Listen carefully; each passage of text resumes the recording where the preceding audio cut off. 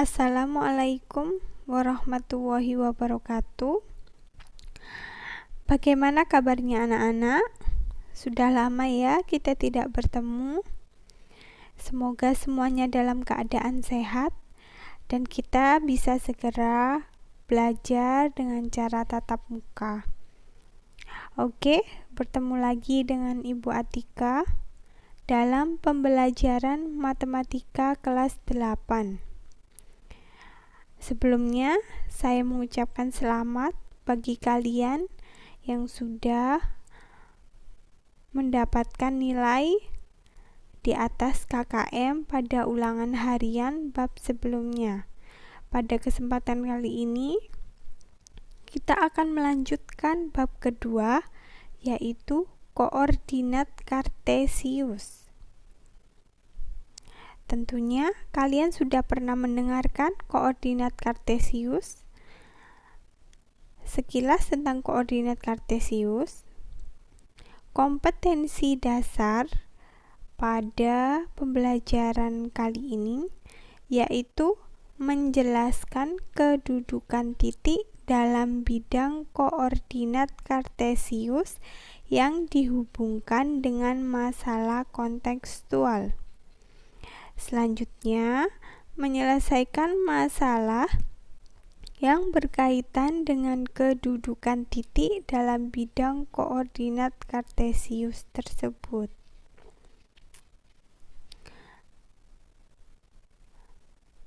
Kalau begitu materinya, kalian bisa menyiapkan buku paket kalian. Bisa kalian lihat di situ. Sistem koordinat, kita akan mempelajari posisi titik dan posisi garis. Pada kesempatan kali ini kita akan membahas detail tentang posisi titik, di mana di dalam posisi titik tersebut ada titik asal, posisi titik terhadap sumbu X, dan posisi titik terhadap sumbu Y.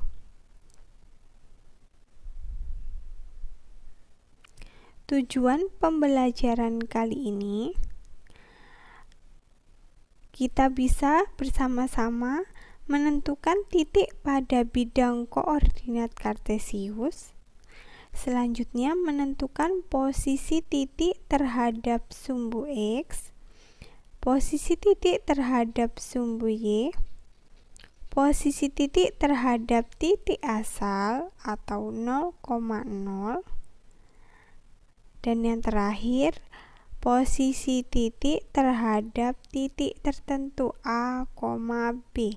Bisa diganti angka berapapun tergantung soalnya. Selanjutnya, mengapa sih kita harus belajar koordinat kartesius? Dalam kehidupan sehari-hari, tentunya kalian bisa melihat pada layar gambar HP atau handphone. Nah, di situ ada aplikasi map.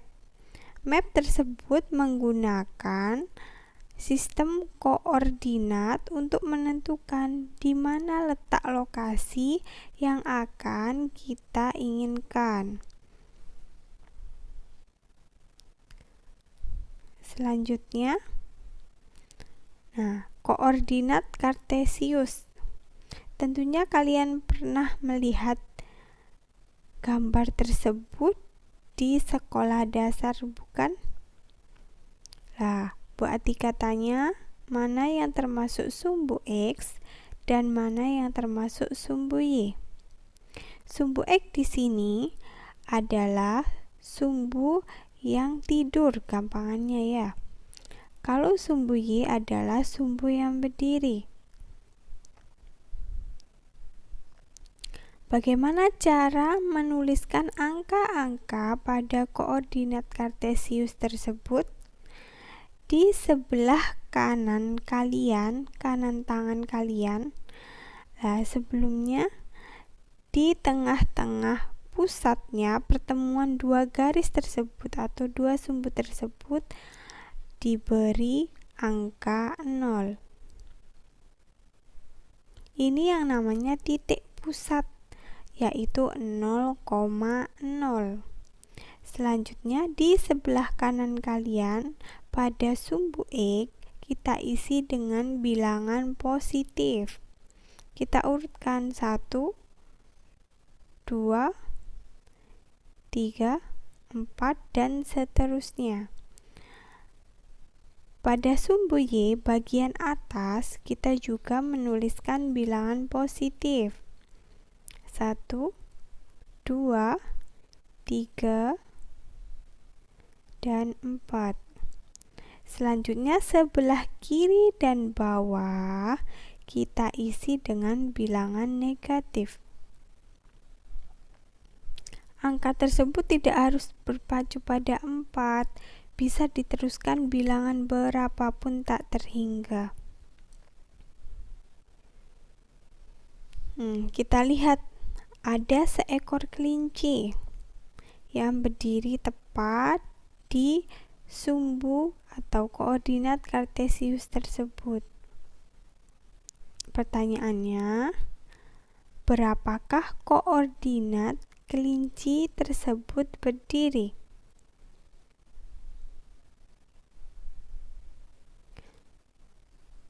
Caranya kita masukkan X, Y. X dinamakan absis, Y dinamakan ordinat. X-nya dari mana? X kita ambil dari sumbu X. Y kita ambil dari sumbu Y. Maka bisa dilihat koordinat kelinci tersebut. X-nya 1 dan Y-nya 2. Selanjutnya ada titik A berwarna kuning. Berapakah koordinat titik A tersebut? Kita cari dulu sumbu X-nya dan sumbu Y. Kita tulis terlebih dahulu sumbu X-nya adalah -4 atau negatif 4, -3 atau negatif 3. Selanjutnya, titik B dengan cara yang sama. Kita tarik garis lurus ke sumbu X dan sumbu Y. Kita dapat koordinatnya 3, -4. Selanjutnya yang terakhir titik C. Kita lihat di situ dengan cara yang sama. Tarik garis ke sumbu X dan ke sumbu Y, maka diperoleh koordinatnya sumbu X-nya -3, 3.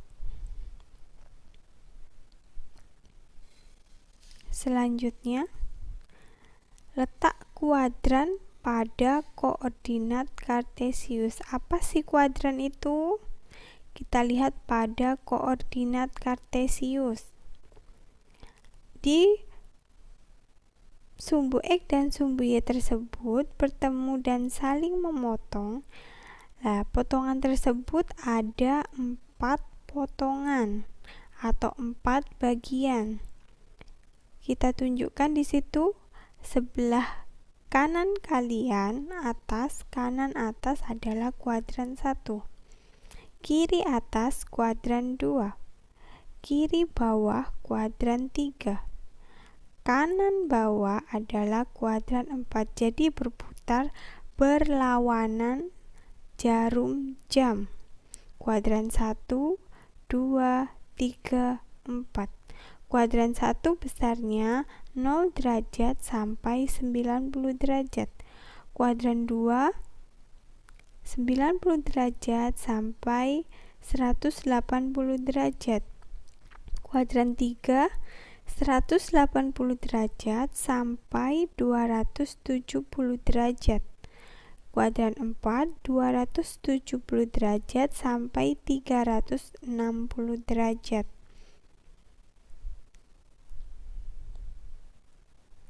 Selanjutnya, di situ ada gambar koordinat yang tadi sudah kita bahas. Terletak pada kuadran berapakah titik-titik tersebut? Penyelesaiannya, titik kelinci, gambar kelinci, terletak pada kuadran 1. titik A terletak pada kuadran 3. Titik B terletak pada kuadran 4 dan titik C terletak pada kuadran 2. Selanjutnya, posisi titik terhadap sumbu X dan sumbu Y. Bagaimana cara menentukan titik pada koordinat tersebut, yaitu titik A, B, dan C, posisinya terhadap sumbu X dan sumbu Y. Posisi bisa dinamakan dengan jarak. Di sini kita lengkapi tabelnya. Jarak terhadap sumbu X dan sumbu Y dari ketiga titik tersebut. Kita mulai dari titik A. Kita tarik garis lurus atau tegak lurus ke sumbu X. 1, 2, 3. Jadi jaraknya 3 satuan. Kemudian terhadap sumbu Y, ini 1, 2, 3, 4. Jadi jaraknya 4 satuan. Tanpa melihat koordinat tersebut atau gambar, kita juga bisa menentukan dengan cara hanya melihat titiknya saja. Bahwa jarak terhadap sumbu X sama dengan nilai pada ordinat, tapi tidak diberi negatif. Kemudian jarak terhadap sumbu Y sama dengan absis dan juga tidak diberi negatif. Kenapa tidak negatif? Karena jarak hasilnya selalu positif. Kemudian titik B, kita coba hitung. Ini titik B, jarak terhadap sumbu X 1, 2, 3, 4. Jarak terhadap sumbu Y 1, 2, 3. 3 satuan. Kemudian titik C, jarak terhadap sumbu X 1, 2, 3. Dan jarak terhadap sumbu Y 1, 2, 3. Bagaimana? Sudah memahami? Ibu lanjutkan. Selanjutnya, posisi titik terhadap titik asal 0,0 dan titik tertentu A, B. A, B ini bisa diganti angka berapapun, bisa positif atau bisa negatif. Pada layar bisa dilihat ada 3 hewan dan 1 kandang. Kita coba menentukan posisi ketiga hewan tersebut terhadap kandang atau hewan yang lain. Putika buat tabel sebagai berikut. Kita cari posisi gajah terhadap kandang, posisi gajah terhadap harimau, posisi panda terhadap kandang, dan posisi panda terhadap harimau. Bagaimana cara mengerjakannya? Sebelum mengerjakan, ada hal yang harus kita ketahui. Urutan mengerjakannya, kita menghitungnya perjalanannya dari arah ke kanan atau ke kiri terlebih dahulu, baru ke atas atau ke bawah. Saya ulangi, ke kanan atau ke kiri terlebih dahulu, baru ke atas atau ke bawah. Kemudian, bernilai positif jika arahnya ke kanan atau ke atas, dan bernilai negatif jika arahnya ke kiri dan ke bawah. Jadi perlu diingat positif dan negatifnya. Kemudian kita cari satu persatu posisi gajah terhadap kandang. Di situ kita lihat, kita hitung. Cara menghitungnya kita balik kandang terhadap gajah. Jadi kita balik kandang ke gajah, loncat berapa? Dari kandang ke gajah 1, 2, 3, 4. Ke kanan 4. Setelah ke kanan kita ke atas 1, 2, 3, 4. Maka ke kanan 4, ke atas 4. Maka posisinya adalah 4,4. Semuanya positif. Keterangannya di sini 4 satuan ke kanan dan 4 satuan ke atas. Selanjutnya, posisi panda terhadap kandang, titik asal 0,0. Caranya juga kita balik kandang ke panda. Kita hitung 1, 2, dan ke bawah 1, 2, 3, 4. Ke kanan 2, ke bawah 4. Jadi posisinya 2, min 4. Artinya 2 satuan ke kanan dan 4 satuan ke bawah. Selanjutnya kita mencari posisi gajah terhadap harimau. Posisi gajah terhadap harimau sama juga kita balik, harimau berjalan ke gajah.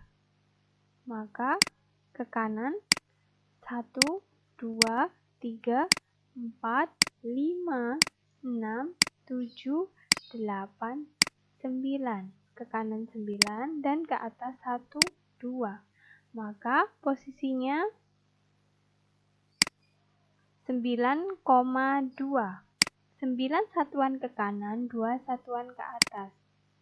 Selanjutnya, posisi panda terhadap harimau. Cara ngitungnya juga kita balik, harimau berjalan ke panda. 1, 2, 3, 4, 5, 6, 7. 7 ke kanan. Kemudian kita berjalan ke bawah. 1, 2, 3, 4, 5, 6.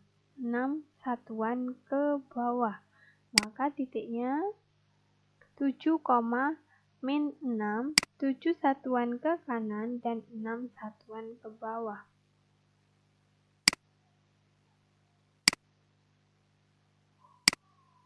Selanjutnya, tanpa melihat gambar pun kita sebenarnya juga bisa menentukan posisi titik terhadap titik asal dan titik tertentu menggunakan rumus berikut. Diketahui titik pusat O 0,0, A X1, Y1, dan B X2, Y2, X1, Y1, X2, dan Y2 ini bisa diganti angka berapapun. Bisa positif, bisa negatif. Maka posisi titik A terhadap titik pusat O adalah X1 dikurangi 0, Y1 dikurangi 0. Atau X1, Y1 jadi tetap, tidak usah berubah. Selanjutnya posisi titik A terhadap titik B adalah, maka koordinat titik A dikurangi koordinat titik B, maka X1 dikurangi X2, Y1 kurangi Y2. Ini kita dapat dari sini koordinatnya, bisa diganti angka berapapun. Kemudian jika dibalik, posisi titik B terhadap titik A adalah, berarti titik B kan X2, Y2, jadi ini juga dibalik. X2 min X1, Y2 min Y1. Selanjutnya, kita beri contoh soal. Diketahui titik pusat koordinat O 0,0, titik P 4, min 5, dan titik Q 3,2.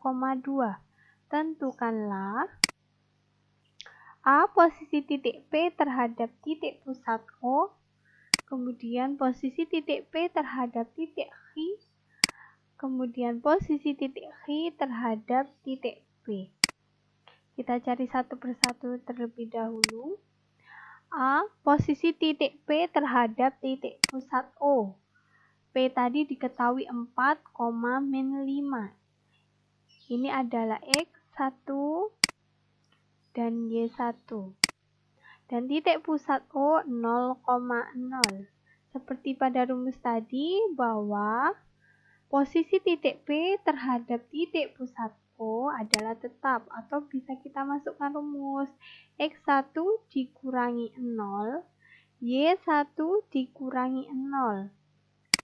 Maka 4 kurangi 0, min 5 kurangi 0 sama dengan 4, min 5. Jadi posisinya 4, min 5 diartikan 4 satuan ke kanan dan 5 satuan ke bawah.